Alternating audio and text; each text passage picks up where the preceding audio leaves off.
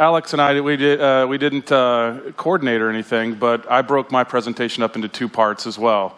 So we'll see when we load it up here. I'm going to basically talk about my perspective, looking at automation through the lens of mobility, and from my time at the Federal Transit Administration to where I am now as an independent consultant and trying to build a couple different businesses around this, is that basically what are we doing for individuals when it comes to mobility, and you'll see later on, and that means mobility for all, and really how do we use automation to enhance not just the vehicles, but really enhance society and right some of the wrongs that, especially in the United States perspective, with the lens that I have, how do we correct some of the wrongs in our existing transportation network? So again, I'm going to talk about my personal and professional observations, some market trends that I've been witnessing.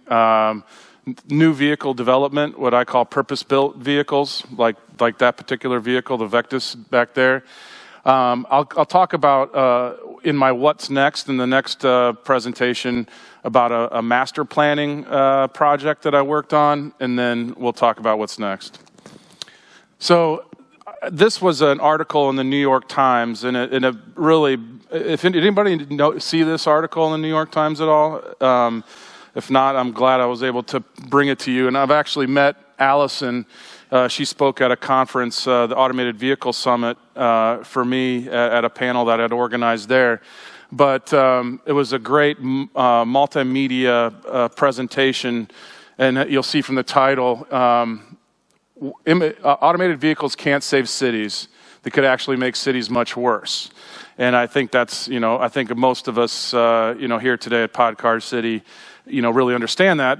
And this was really resonated with me, and I just wanted to share that from, I guess, from not only from a developer, but of a user perspective. So this is and again, this is from a U.S. lens that I'm presenting at, but I think this was very common, throughout the world, especially in the 1900s, where we really had a great example of multimodalism. You see, people are walking around sharing the same infrastructure is the thing that we talk about a lot, with people and bicycles, et cetera. There's also utility vehicles, mobility devices, and horseless carriages, which are like kind of driverless cars, It's kind of, so looking at that same street today, it's, we have cars, and more cars. And so how do we, we've designed this world for vehicles. And, as I go along the rest of the day, how are we going to take that back and focus on the person? So one of the things that we started looking at from a federal perspective, and I think all of us that are studying architecture and design and mobility is the sharing economy popped up. Let's look at mobility through that perspective. So to me, these are kind of 2 drastic examples of what is shared mobility, and what probably works better for people. Probably the one on the left,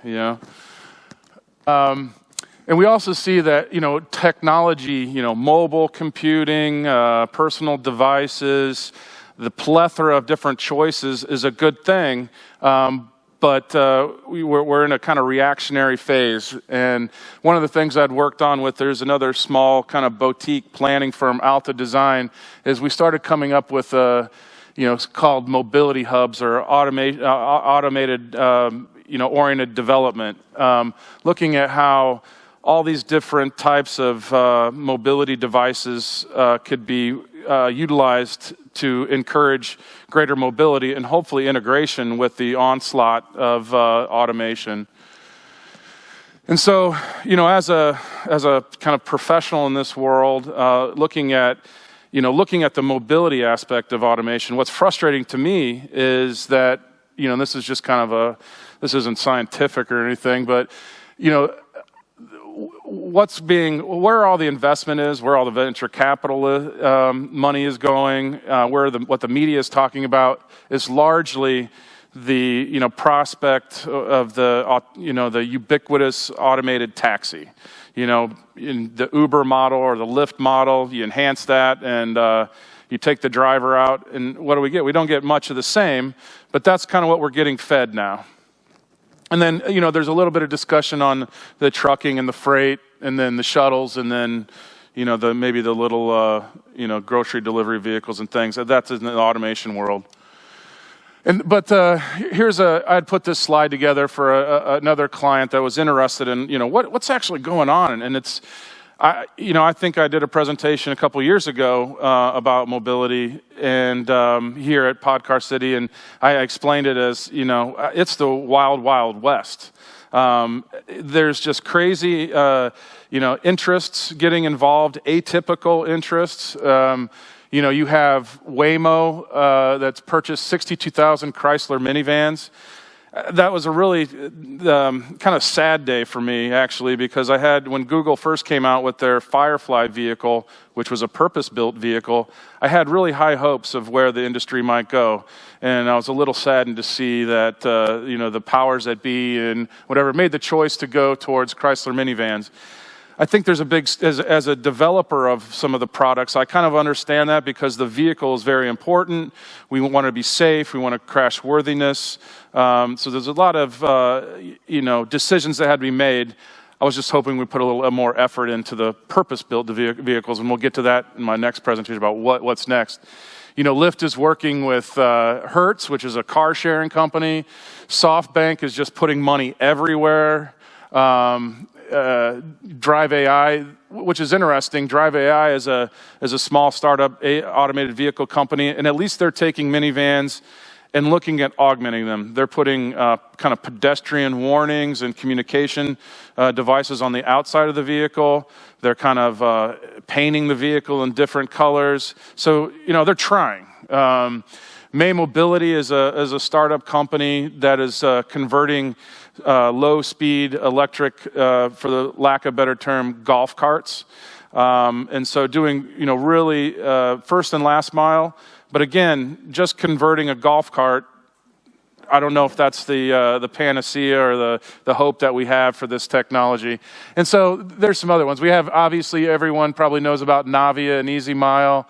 I think Transdev, you'll see in my other presentation, I think is a unique innovator in this space, especially the transit world, which is very conservative or risk averse, to say the least. They've really put themselves out there as an operator to say, how can we develop new tools for our customers?